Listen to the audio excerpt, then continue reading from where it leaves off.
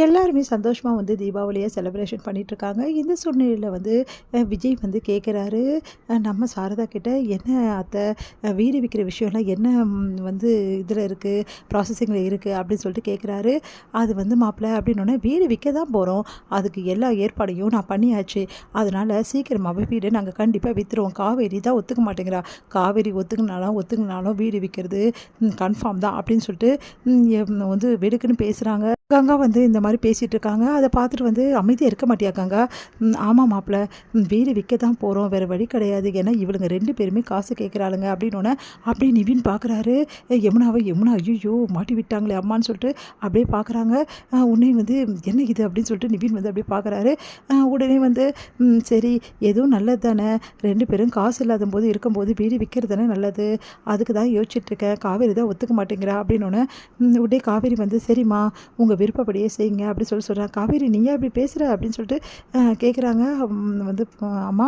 உடனே வந்து, "ஆமாம்மா, நான் தான் அப்படி பேசுகிறேன். உங்கள் விருப்பப்படியே செய்யுங்க. இப்போ காவேரி ஒத்துப்பா, எந்த பிரச்சனையும் கிடையாது. ஏன்னா இந்த வீடை காவேரி பேர்லேயே வாங்கலான்னு நான் இருக்கேன்." அப்படி சொல்லிட்டு விஜய் சொன்னோன்னே அதிர்ச்சி அடைகிறாங்க எல்லாரும். உடனே வந்து, "என்ன தம்பி சொல்கிறீங்க?" "ஆமாம், காவேரிக்கு இந்த வீடை விற்று தர மனசே கிடையாது. அவள் அந்த வீடு மேலே உயிரே வச்சிருக்கா. இந்த சூழ்நிலையில் அவள் விரும்பின விஷயத்த நாங்கள் செய்யணும்னு ஆசைப்பட்றோம்." அப்படின்னோன்னே, "ஆமாம்மா, நான் தான் இந்த முடிவே எடுத்தேன்." அப்படி சொல்லிட்டு தாத்தா சொல்கிறாரு. "எங்களுக்கெல்லாம் இதில் பரிபூர்ண வந்து சம்மதம்.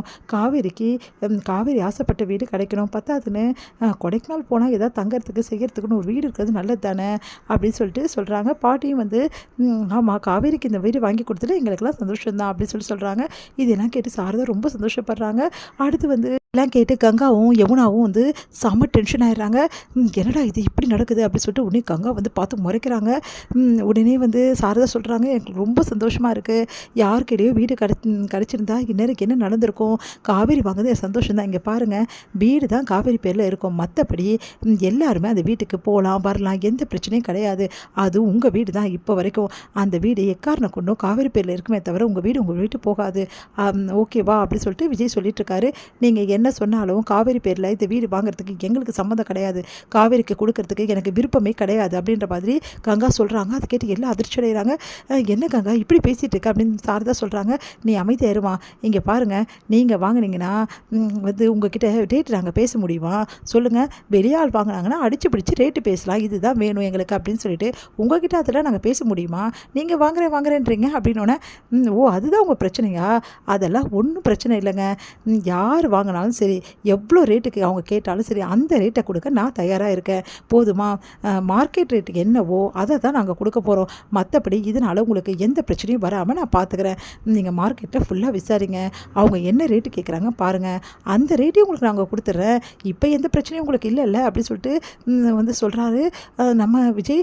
அதெல்லாம் கேட்டு கங்கா அப்படியே மூஞ்ச தூக்கி வச்சுக்கிறாங்க. அப்படியே டென்ஷன் ஆகுறாங்க. என்ன சொன்னாலும் கேட்க மாட்டேங்கிறாங்களேன்னு. அதை பார்த்துட்டு, "என்னடி இப்போ உனக்கு சந்தோஷம் தானே? அதான் தம்பியே சொல்லிச்சுல்ல, அப்புறம் என்ன? இப்போவாது அடங்கி இரு, சும்மா தொல்லை கொடுக்காத." அப்படின்னு சொல்லிட்டு சாரதா சொல்கிறாங்க. அது கேட்டு கங்கா செம்மையாக டென்ஷன் ஆயிடுறாங்க. உடனே வந்து யமுனா வந்து அப்படியே பார்க்குறாங்க. "அக்கா சொல்கிறதுல என்னம்மா தப்பு? காவேரி அக்காவுக்கு எதுக்குமா வீடு கொடுக்கணும்? வெளியாளுக்கு விற்கிறது தானம்மா நல்லது." அப்படின்ற மாதிரி யமுனாவும் சொல்கிறாங்க. அதை கேட்டுட்டு, "ஏன் யமுனா அப்படி சொல்கிற?" அப்படின்னு. "இல்லை, பின்னாடி வந்து ஏதாவது பிரச்சனை, பின்னாடி என்ன பிரச்சனை வரப்போகுது? காவேரி கிட்ட இருக்கிறது தான் கரெக்டு. சும்மா ஏதாவது ஒன்று சொல்லிட்டு இருக்காதீங்க எல்லாரும்." அப்படின்னு சொல்லிட்டு சாரதா சொல்கிறாங்க. "உண்மையிலேயே காவேரி பேரில் இந்த வீடு எழுதுறது எங்களுக்கு ரொம்ப சந்தோஷம். எந்த பிரச்சனையுமே கிடையாது. உண்மையிலேயே நான் அவ்வளோ சந்தோஷப்படுறேன்." அப்படின்னு சொல்லிட்டு சாரதா வந்து ரொம்ப சந்தோஷப்பட்டுட்டு இருக்காங்க. இங்கே எல்லாருமே வந்து சரி டைம் ஆயிடுச்சு சொல்லிட்டு கிளம்பி அவங்கவுங்க வீட்டுக்கு கிளம்புறாங்க. இங்கே வந்து காவேரி ரொம்ப சந்தோஷமாக இருக்காங்க. எல்லாரும் போனோன்னு என்ன பண்ணுறாங்க, அப்படியே காவேரி வந்து விஜயை கட்டி பிடிச்சிக்கிறாங்க. அப்படியே அழறாங்க. ஒன்றும் புரியாமல், "விஜய் என்னாச்சு காவேரி? ஏதாவது பிரச்சனையா? வயிறு வலிக்குதா? இல்லை ஏதாவது பண்ணுதானோ?" "அதெல்லாம் இல்லைங்க. இது ஆனந்த கண்ணீரா?" "ஆனந்த கண்ணீரா?" அப்படின்றாரு. "ஆமாங்க, பின்ன என்ன, இப்படிப்பட்ட புருஷன் கிடைச்சா யாருக்காக இருந்தாலும் ஆனந்த கண்ணீர் வரதானே செய்யும். எனக்கும் அப்படி தானே வரும். பின்ன எனக்காக எவ்வளோ பெரிய விஷயம் செய்கிறீங்க. என் அப்பாவோட வீடு, என் அப்பாவோட ஞாபகம் எல்லாத்தையும் எனக்கு தரீங்க. இதோட எனக்கு சந்தோஷம் என்னங்க இருக்குது? உங்களை மாதிரி புருஷன் கிடைச்சா எந்த பொண்ணும் இப்படி தான் அழுவா." அப்படின்னோடனே, "அடிப்பாவி, சிரிப்பேன்னு பார்த்தா அழறேன்னு" சிரிக்கிறாங்க காவேரி.